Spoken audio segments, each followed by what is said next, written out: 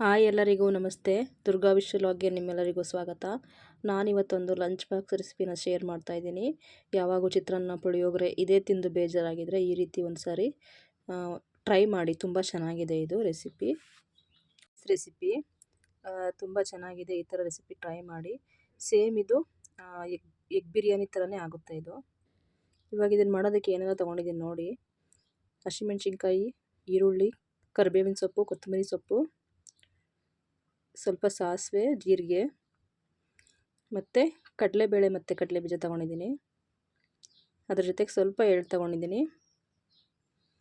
Garam masala, chilli powder, ಧನಿಯಾ powder ಮತ್ತು ಅರಿಶಿನ ಪುಡಿ, ಇಷ್ಟು ಮಸಾಲೆಗಳನ್ನು ಹಾಕಿ ಮಾಡ್ಕೊಳ್ಳೋದು.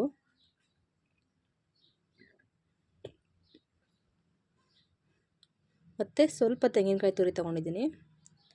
ಈಗ ನೋಡೋಣ ಹೇಗೆ ಮಾಡೋದು ಅಂತ. ಗ್ಯಾಸ್ ಹಚ್ಕೊಂಡು ಒಂದು ಬಾಣಲೆ ಇಟ್ಕೊಂಡಿದ್ದೀನಿ.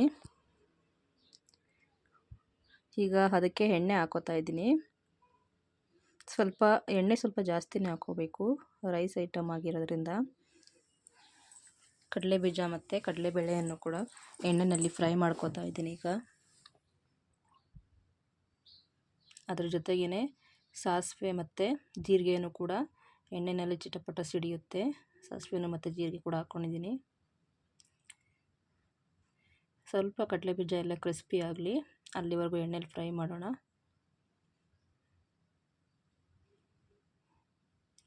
ನಂತರ ಇವಾಗ ಒಂದು 4 ಈರುಳ್ಳಿನ ಹಚ್ಚಿಟ್ಕೊಂಡಿದ್ದೀನಿ. ಇದು ಮಾಡ್ತಾ ಇರೋದು ಈರುಳ್ಳಿ ರೈಸ್, ಅದರಿಂದ ಈರುಳ್ಳಿ ಬೇಕು ಹೆಚ್ಚಾಗಿ. ಈರುಳ್ಳಿ ಜಾಸ್ತಿ ಹಾಕಿದ್ರೆ ಒಳ್ಳೆ ಟೇಸ್ಟು. ಈ ರೀತಿ ಹೆಚ್ಚು ಹಾಕಿದ್ರೆ. ಈರುಳ್ಳಿ, ಕರಿಬೇವಿನ ಸೊಪ್ಪು ಹಾಕ್ಕೊಂಡಿದ್ದೀನಿ. ಹಸಿಮೆಣ್ಸಿನ್ಕಾಯಿ ಒಂದೇ ಒಂದು ಹಾಕ್ಕೊಂಡಿದ್ದೀನಿ, ಯಾಕಂದರೆ ನಾನು ಚಿಲ್ಲಿ ಪೌಡರ್ ಬಳಸ್ತಿದ್ದೀನಿ. ಅದರಿಂದ ಒಂದೇ ಒಂದು ಹಸಿಮೆಣ್ಸಿನ್ಕಾಯಿ ಹಾಕೋತಾ ಇದ್ದೀನಿ. ನೋಡಿ, ಇವಾಗ ಎಲ್ಲ ಚೆನ್ನಾಗಿ ಎಣ್ಣೆಯಲ್ಲಿ ಫ್ರೈ ಆಗಲಿ ಈರುಳ್ಳಿ ಎಲ್ಲ. ಇದಕ್ಕೆ ಲೆಮನ್ನು, ಟೊಮೆಟೊ ಏನೂ ಹಾಕೋದಿಲ್ಲ, ಆದರೂ ತುಂಬ ಟೇಸ್ಟಾಗಿರುತ್ತೆ.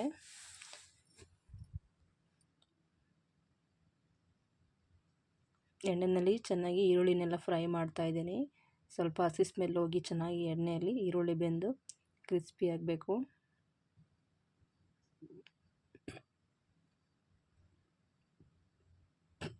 ಈಗ ನೋಡಿ, ರುಚಿಗೆ ತಕ್ಕಷ್ಟು ಉಪ್ಪು ಹಾಕ್ತಾಯಿದ್ದೀನಿ.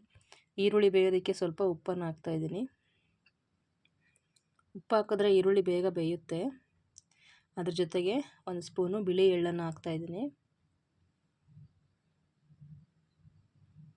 ಈಗೆಲ್ಲ ಚೆನ್ನಾಗಿ ಒಂದ್ಸರಿ ಮಿಕ್ಸ್ ಮಾಡೋಣ.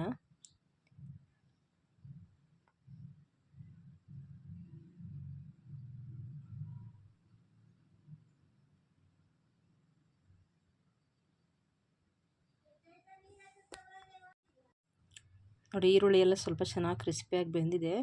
ಇವಾಗ ಒಂದು ಸ್ವಲ್ಪ ತೆಂಗಿನಕಾಯಿ ತುರಿ ಹಾಕೋತಾ ಇದ್ದೀನಿ. ಒಂದು ಸ್ವಲ್ಪ ಕರಿಬೇವಿನ ಸೊಪ್ಪು, ಕೊತ್ತಂಬರಿ ಸೊಪ್ಪು ಎಲ್ಲ ಹಾಕಿ ಚೆನ್ನಾಗಿ ಮಿಕ್ಸ್ ಮಾಡೋಣ.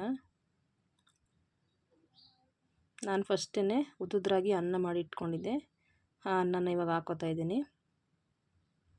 ಈ ಗೊಜ್ಜಿಗೆ ಎಷ್ಟಾಗುತ್ತೋ ಅಷ್ಟು ರೈಸನ್ನು ಹಾಕೋಬೇಕು. ಆದಷ್ಟು ಅನ್ನ ಉದುದ್ರಾಗಿದ್ದರೆ ತುಂಬ ಟೇಸ್ಟಾಗಿ ಬರುತ್ತೆ ರೆಸಿಪಿ. ಇವಾಗ ಸ್ಪೈಸಸ್ಗಳನ್ನೆಲ್ಲ ಹಾಕೋತಾ ಇದ್ದೀನಿ. ಧನಿಯಾ powder, chilli powder, garam masala, ಅದೇ ರೀತಿ ಅರಿಶಿನ ಪೌಡ್ರು ಕೂಡ ಹಾಕೋತಾ ಇದ್ದೀನಿ. ಹಾಕ್ಕೊಂಡೆಲ್ಲ ಚೆನ್ನಾಗಿ ಒಂದು ಸಾರಿ ಮಿಕ್ಸ್ ಮಾಡ್ತಾ ಇದ್ದೇನೆ.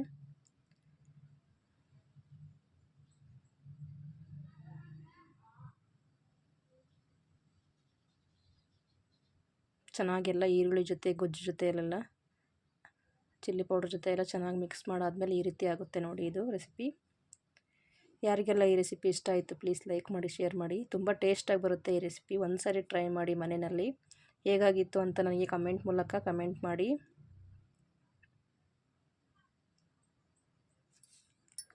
ಯಾವ ಚಟ್ನಿ ಕೂಡ ಬೇಡ, ಅಷ್ಟು ಟೇಸ್ಟಾಗಿರುತ್ತೆ. ಬರೀ ಅನ್ನನೇ ತಿನ್ಬೋದು, ಬಿಸಿ ಬಿಸಿನಲ್ಲಿ ತಿಂದರೆ ತುಂಬ ಚೆನ್ನಾಗಿರುತ್ತೆ. ಮಕ್ಕಳಿಗೂ ಕೂಡ ತುಂಬ ಇಷ್ಟ ಆಗುತ್ತೆ. ಈ ರೀತಿ ರೆಸಿಪಿ ಒಂದ್ಸರಿ ಟ್ರೈ ಮಾಡಿ. ಹೇಗಾಗಿತ್ತು ಅಂತ ಕಮೆಂಟ್ ಬಾಕ್ಸ್ನಲ್ಲಿ ಕಮೆಂಟ್ ಮಾಡಿ.